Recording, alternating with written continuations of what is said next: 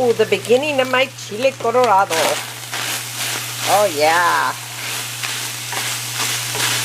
This is something my mother used to make all the time. And you got to make sure that all your cuts are evenly done. Yeah. This is your beef. And you want to make, you want to use like a nice, like tri-tip or round steak. Usually round steak is a really good choice. It's what my mom used to use, but there are other